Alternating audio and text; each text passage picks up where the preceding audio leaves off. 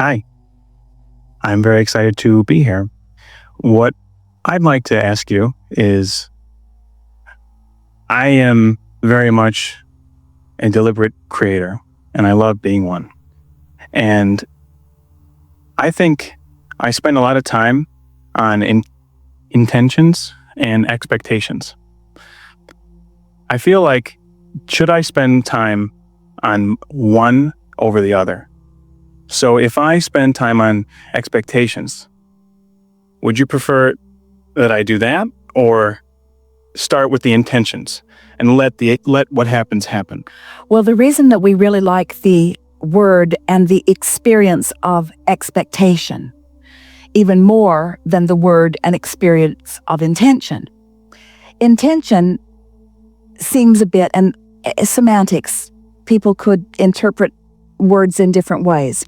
But generally speaking, if I'm intending something or desiring something or wanting something, that's part of the equation. If I'm believing it, that's the other part of the equation. And expectation is focused on desire with expectation. So it's a non-resisted energy. So expectation is just a really powerful word. You get what you expect. So when you say that you are a deliberate creator, we know that. We can feel that from you. We want you to begin saying, I'm a deliberate feeler. I care about my mood. I care about my emotion. I guide my thoughts based upon the way they feel. Because when you put emotion into the equation, then you can't go wrong. There are a lot of people who want to use mind control, and we're talking about that to a certain extent. We ask our friend to focus on things that felt better. Just focus on them. Find something that feels better.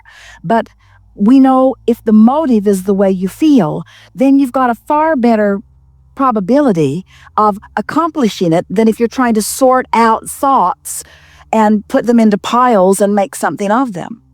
Because when you let emotions guide you, now you find something that gives you a vibrational wavelength that will bring other things that match it. So we've been saying to people, you could have 5 major subjects in your life, and 4 of them could be not going well at all. And 1 of them could be going well. And some would say, well, shouldn't I think about all 5 things that are important to me? And we say, not at all. If 4 of them aren't going well, then thinking about those 4 that aren't going well is going to hold you in a vibration of things not going well. So focus on the one that's going well, focus on it consistently, and before you know it, all 5 things will be going well. Humans sort of play it a different way. Often, you got 5 things, that's far less than what you really have going on, but let's say 5 just for the sake of ease. And let's say 4 of them are going pretty well. They are. The majority of your life is going pretty well. But there's that one thing that is bothering you, which you give nearly your undivided attention to. It's what you talk about. It's what you think about when you go to sleep. It's what you think about when you get up. It's what you use as your excuse not to be on your high-flying disc. And so, expectation. Expect to feel good. And expect to be able to feel good. And expect to be able to know the difference, and expect to be able to get on your high-flying disc, and expect to be able to stay there for a while, and expect to know the difference, and expect to know what to do when you get off, and expect to get back on when you get off, and expect the world to respond to your high-flying vibration. Just come to expect that. This is the cornerstone of the worthiness that you are all reaching for. You are so wanting to know your value, and the best way to know it is to demonstrate it. And the only way to demonstrate it is through alignment. And the only way to demonstrate it through alignment is to focus. And the only way to focus consistently is to care about the way you feel. We like that you're expectant. And we love that Esther is now at the place where she expects to feel good when she wakes up in the morning. And she expects to feel good an hour later. And she expects the day to respond, not just the birds and the skunks, not just the nature out there. She expects humans to respond to her. She expects things to go well for her.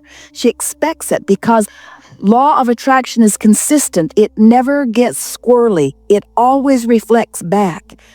And so you know why Esther expects her world to go well? Because she expects herself to maintain her alignment on her high-flying disc. She's proven to herself that she can do it for a consistent enough period of time that now there's no guessing, there's no ifing, there's no wondering. It's a sure thing. It's an absolute thing. And so now words like invincible, I'm certain, I'm sure are coming from her. Aren't those the perfect reflection of expectation? Very much. Yeah, really good. Something more? There's a lot of people that complain a lot. I interact with them daily. And I find them amusing. right. And I find them interesting. And I find myself wondering why they don't just get on the high-flying disc. Here's kind of a fun example. So I was at dinner with my mother-in-law yesterday. And it was Looking for love in all the wrong places. visiting. We had a wonderful, it was a great time, and we were talking about, my wife and I have this rule in our home where you come into our house, you take your shoes off because we don't want to track dirt into the house. So my mother-in-law is sitting there and she says, I would love it if my husband took his shoes off when he walked into our home. And I said, well, why don't you just tell him to take his shoes off? And she looked at me like I had 3 eyes. And I was like, well, why don't you just tell your family to take their shoes off? Because if it's more important to you, if it's that important to you, then I like to feel that things will rub off on other people. If it's so important to her, and that's going to make her experience better, I would almost feel like if people approach things with that kind of passion, then who's ever listening or interacting with that person can't help but kind of get a rub of that and say, wow, if it's that important to you that I do something as simple as just taking my shoes off, then I like to think if more people had that kind of confidence in what they wanted themselves, then when they're interacting with people, that they would kind of bring those people up. Well, what you're talking about in part is your own personal momentum. Sure. In other words, as you are in agreement with your wife and you take your shoes off, then it's the most natural thing in the world for you to take your shoes off. You don't think about it.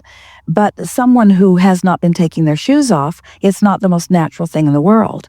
And the most significant thing that we want to say, if we were speaking to someone who would like people to take their shoes off, but who has a husband that she does not expect will. You see, now you're back to your original question. She can't get what she doesn't expect. We've been saying to you, when you say something and don't mean it, the universe hears what you do mean. So the fake it till you make it is not a vibrationally accurate statement. Right. And the act as though I am and I will be is not a vibrationally accurate statement either if it's talking about action. So what has to come first is the expectation has to come first. So the further conversation, provided that you were on the same wavelengths with this woman when you were speaking, would go something like, I can see how that would seem hard because it's hard to imagine him doing it since he's never done it. And it's hard to expect him to do it since it isn't usual. And that has to come first. That has to come first in everything. That's what we've been talking about. You bring us full circle to where we started this morning when we were saying that you've got these vortices that you have put out there through life experience. Remember, there are things you don't want. So let's say she's got this vortex out there where people walk into her house, including her husband or mostly her husband, who are tracking dirt into the house and she doesn't like it. Well, that's been her observation and that's been what she's been pushing against. That is her expectation. And so you just can't change the behavior. You just can't tell someone to do something different. That's the thing that is going wrong with your society today. As far as anything goes wrong, there's nothing really going wrong. But that's what causes you the most consternation, is that there are so many people who really believe that it's right for us not to wear shoes in our house, and therefore it's probably right for you to not wear shoes in your house. And oh, you would like to not wear shoes in your house, but your mate doesn't agree. And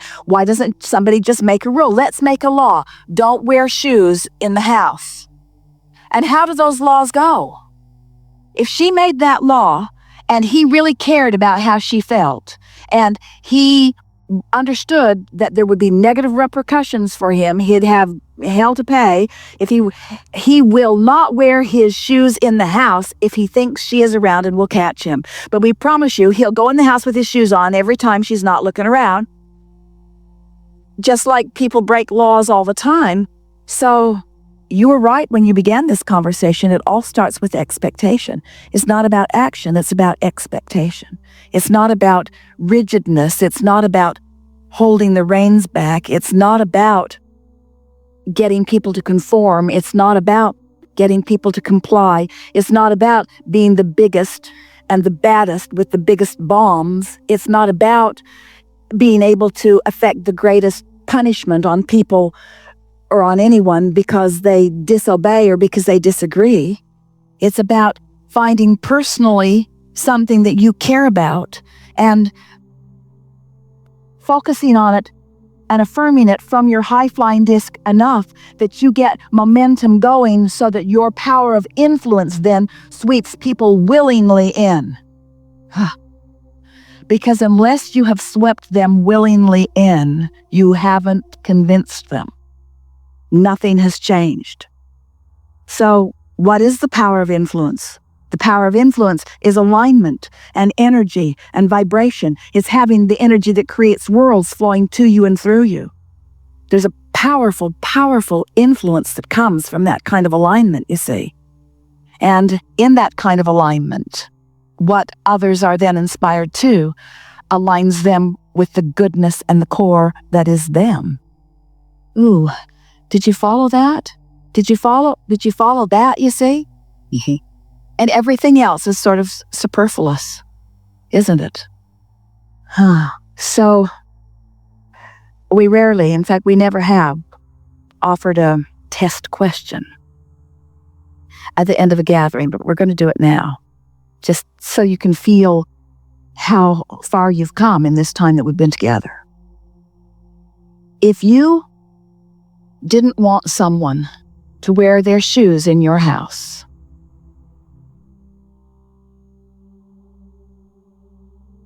do you feel inclined to make a very strong, deliberately spoken statement and demanding with your forcefulness that they just take off their shoes before they come in? Or would you rather allow thousands of them to walk in with their shoes on while you figure out how to get on the high-flying disc and do it vibrationally? Then our work here is done.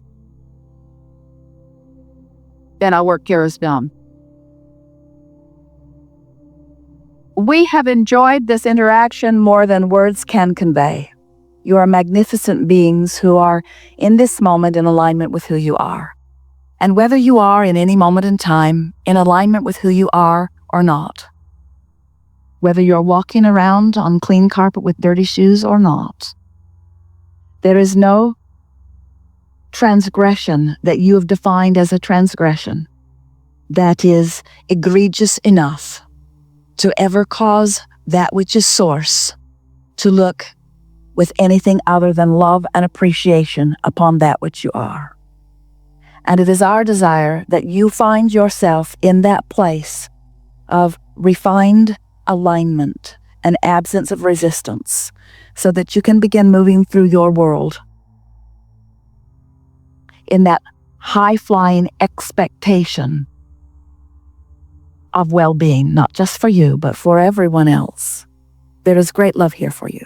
And as always, we remain stubbornly, perpetually, chronically, deliberately, completely, emphatically, joyously, never-endingly, eternally, this could take too long, in the vortex.